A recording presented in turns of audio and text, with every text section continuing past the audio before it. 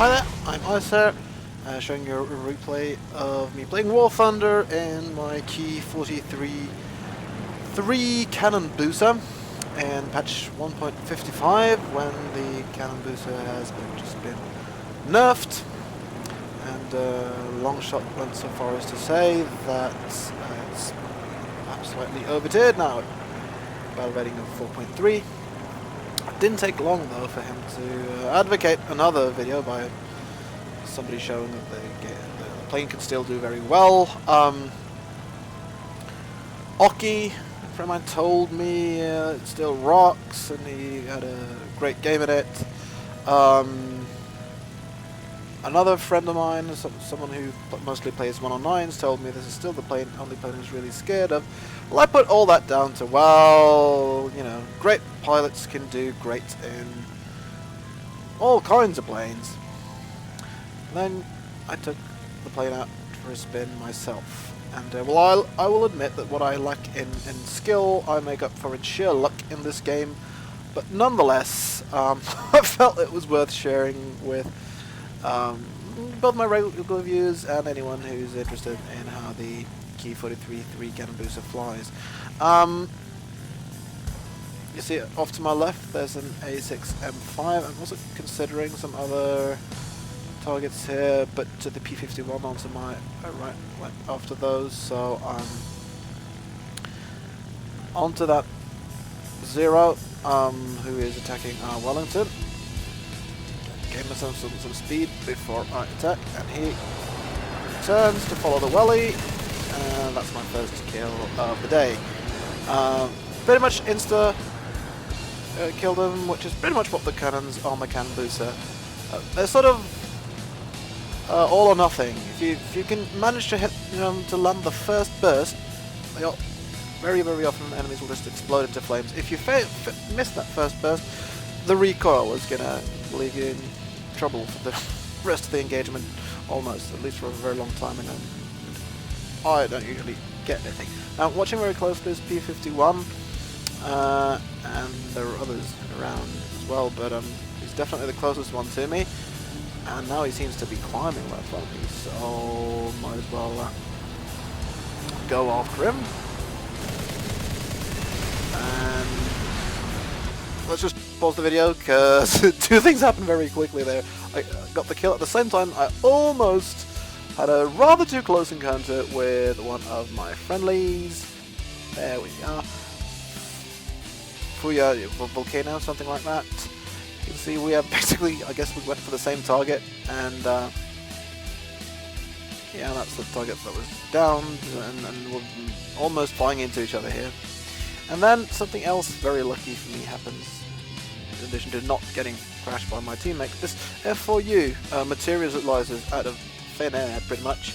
I did not see that one until after my attack on the P51, and again, almost crashed with the Key 84.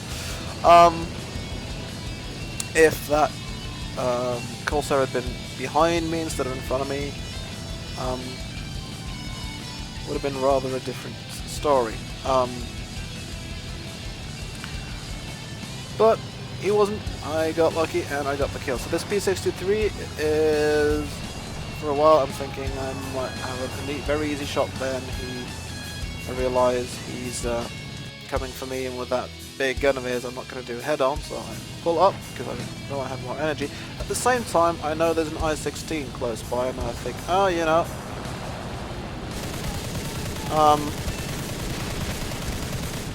the P63 had to dive down, so I'll do it. Try my luck at the I-16 first. The P63 then goes back up, and some quick evasive maneuvers, and he is pretty much completely out of energy, whereas I'm not. And yeah, second burst there ripped his wing off. That's what my third kill in what, well, 4.5 minutes into the game, but like 2.5 minutes into the first engagement of the game, because I spent the 2 first minutes side climbing, which is smart in this plane. Oh, by the way, don't worry about the stuff up there.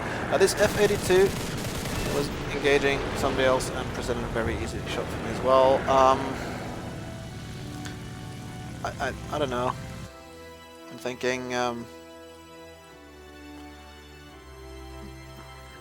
may have been a bit of a kill steal, but I wasn't sure who had the upper hand in that engagement, to be honest. So I thought I might as well go in for the attack. Let's return to my view of things and video further. That's my 4th kill.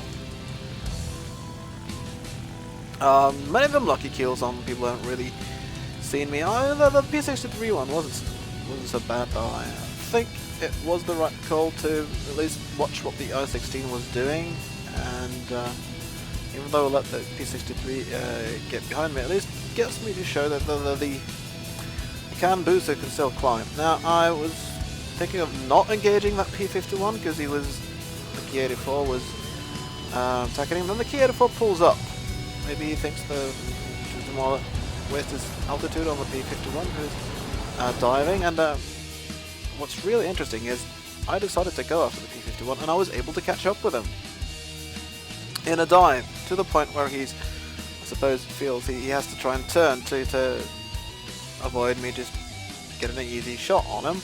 Of course, that exposes the full profile of his plane, and down he went. And there's an MC-202 right behind me, who again does not have the energy to really stay on me. He's got to dive, quick turns.